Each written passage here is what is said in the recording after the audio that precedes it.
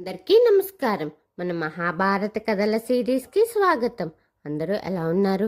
నేనైతే చాలా బాగున్నాను. మీరు ఎలా ఉన్నారో కమెంట్ రూపంలో తెలియజేసేయండి. మరి ఈ కథను ఎంతవరకు చెప్పుకున్నామో గుర్తుంది కదా? చిన్న గ్యాప్ వచ్చింది కదా?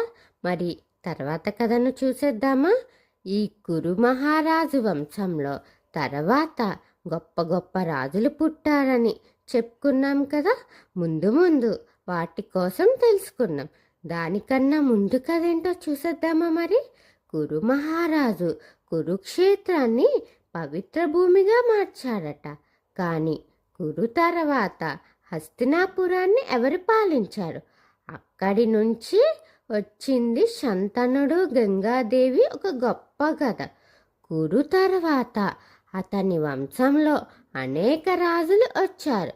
ఆ వంశంలో ఒక గొప్ప రాజు ప్రతిపుడు ధర్మనిరూపుడైన రాజు. అతను హస్తినాపురాన్ని న్యాయంగా పాలించాడు. ప్రతిపుడికి 3 కుమారులు పుట్టారట.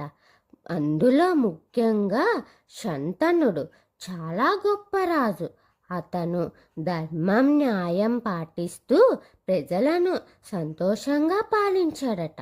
ఒకరోజు శంతనుడు గంగా నది తీరానికి వెళ్ళాడట. అక్కడ అతను ఒక అందమైన దేవిని చూశాడు. ఆమె గంగాదేవి. శంతనుడు ఆమెను చూసి ప్రేమలో పడ్డాడట. తర్వాత ఆమెను వివాహం చేసుకోవాలి అనుకున్నాడట. కానీ గంగాదేవి వివాహానికి ఒప్పుకున్నది. కానీ శంతనుడితో ఒక షరతు పెట్టిందట. నువ్వు నా పనుల గురించి ఎప్పుడూ ప్రశ్నించకూడదు అని షరతు పెట్టిందట. శంతనుడు ఆ షరతును అంగీకరించాడట.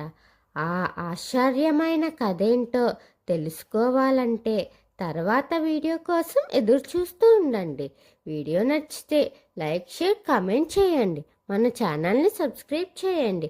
ఓం శ్రీ మాత్రే నమః.